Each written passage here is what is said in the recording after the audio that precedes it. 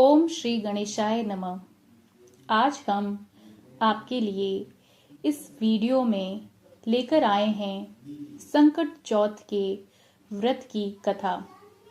संकट चौथ 2025वें वर्ष में 17 जनवरी को मनाई जाएगी।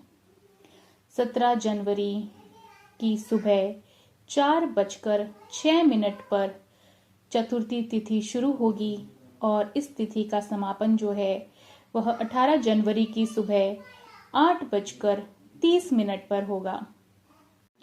इस दिन गणेश जी की विधि पूर्वक पूजा की जाती है और पूजा में इस व्रत की कथा का पाठ करने का विशेष महत्व माना जाता है।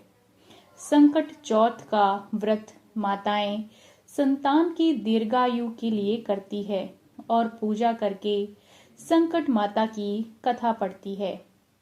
कहते हैं कि इस कथा को पढ़ने से आपकी सुखी संपन्न और खुशहाल होने के साथ में ही आपको दीर्घ आयु की प्राप्ति होती है। आइए अब हम संकट चौथ के व्रत की पहली कथा सुनते हैं। एक बार गणेश जी बाल रूप में चुटकी भर चावल लिए और 1 चम्मच दूध लेकर पृथ्वी लोक के भ्रमण पर निकल गए थे।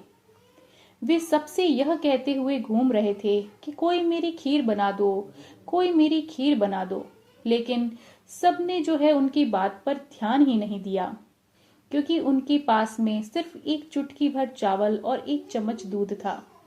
उसे इस बालक का एक हास्यप्रद मानकर सब लोग जो है उन्हें मनाही कर रहे थे।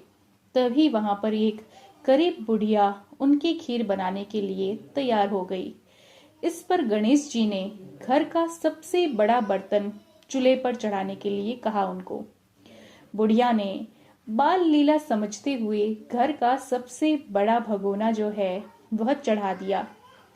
गणेश जी ने उनको चावल और दूध भगोने में डालते ही वह भगोना पूरा भर गया। इसी बीच जो है गणेश जी वहां से चले गए और अम्मा को बोला कि जब खीर बन जाए तो मुझे बुला लेना। पीछे से बुढ़िया के बेटे की बहू ने 1 कटोरी खीर चुराकर खा ली और 1 कटोरी खीर छिपाकर अपने पास में रख ली।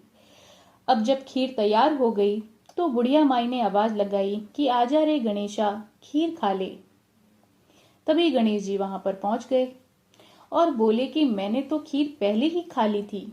तब बुढ़िया ने पूछा कि कब खाई? तो वे बोले कि जब तेरी बहू ने खाई तभी मेरा पेट भर गया। बुढ़िया ने इस बात पर उनसे माफी मांगी। इसके बाद जब बुढ़िया ने बाकी बची खीर का पूछा कि इसका क्या करे, तो इस बारे में जब गणेश जी से पूछा तो उन्होंने कहा कि इसे नगर में बांट दीजिए और जो बचे उसे अपने घर की जमीन में गड्ढा बनाकर गाड़ देना।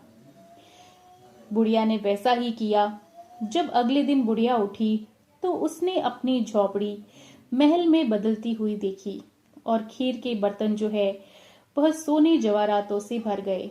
गणेश जी की कृपा से बुढ़िया का घर धन दौलत से भरपूर हो गया। हे गणेश जी, भगवान आपने जैसे बुढ़िया को सुखी किया, आप वैसे ही सबको सुखी करना। आइए संकट चौथ की अब एक दूसरी कथा भी सुनते हैं। किसी एक नगर में एक कुम्हार रहता था। एक बार जब उसने अपने बर्तन बनाकर आंवा लगाया तो आंवा पका ही नहीं। वह हार कर राजा के पास जाकर प्रार्थना करने लगा कि आंवा पक ही नहीं पा रहा है। राजा ने पंडित को बुलाकर कारण पूछा तो राज पंडित ने कहा कि हर बार आंवा लगाते समय बच्चे की बलि देने से आंवा पक जाएगा। राजा ने तो यह आदेश दे दिया। बलि आरंभ हुई। जिस परिवार की बारी होती वह परिवार अपने बच्चों में से एक बच्चा बलि के लिए भेज देता। इसी तरह से ये क्रम चलता रहा और कुछ दिनों के बाद में संकट के दिन एक बुढ़िया की लड़के की बारी आई। बुढ़िया के लिए वही जीवन का सहारा था, लेकिन राजा की आज्ञा के आगे किसी की नहीं चलती। दुखी बुढ़िया सोच रही थी कि मेरा तो एक ही बेटा है, वह भी संकट के दिन जो है वह मुझसे जुदा हो जाएगा। बुढ़िया ने लड़के को संकट की सुपारी और धूप का बीड़ा देकर कहा, भगवान का नाम लेकर आवा में बैठ जाना, संकट माता तेरी रक्षा करेंगी। बाला को आवा में बैठा दिया और बुढ़िया संकट माता के सामने बैठकर पूजा करने लगी। पहले तो आवा पकने में कई दिन लग जाते थे, पर इस बार संकट माता की कृपा से एक ही रात में आवा पक गया था। सवेरे जब कुम्हार ने देखा तो वह हैरान ही रह गया। आवा पक चुका था, बुढ़िया का बेटा भी एकदम सुरक्षित था और अन्य बालक भी सब जीवित हो गए थे। नगरवासियों ने संकट की महिमा को स्वीकारा तथा लड़के को भी धन्य माना और तब से आज तक संकट की विधि विधान से पूजा की जाती है। और इस संकट चौथ को मनाने का जो है वह प्रक्रम शुरू हुआ। आइए इसके पीछे एक और कथा है, वो भी सुनते हैं। माता पार्वती एक बार स्नान करने के लिए गई। स्नान घर के बाहर उन्होंने अपने पुत्र गणेश जी को खड़ा कर दिया और उन्हें रखवाली करने का आदेश दिया कि जब तक मैं स्नान करके बाहर नहीं आऊं तब तक अंदर आने की इजाजत जो है वह किसी को मत देना। गणेश जी अपनी माँ की बात मानते हुए वहां बाहर पहरा देने लगे। उसी समय भगवान शिव माता पार्वती से मिलने आए, लेकिन गणेश भगवान ने उन्हें दरवाजे पर ही कुछ देर रुकने के लिए कहा। भगवान शिव ने इस बात से बेहद अपमानित महसूस किया। गुस्से में उन्होंने गणेश भगवान पर त्रिशूल का वार कर दिया, जिससे उनकी गर्दन जो है वह कहीं दूर जा गिरी।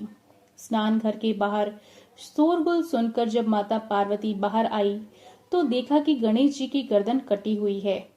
यह देखकर वह रोने लगी और उन्होंने शिव जी से कहा कि गणेश जी के प्राण आप वापस कर दीजिए। इस पर शिव जी ने एक हाथी का सर लेकर गणेश जी को लगा दिया। इस तरह से गणेश भगवान को दूसरा जीवन मिला। तभी से गणेश की हाथी की तरह सूंड होने लगी।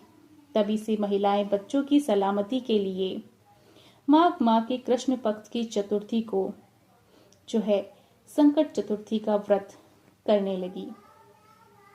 आप सभी को संकट चौथ की ढेर सारी शुभकामनाएं।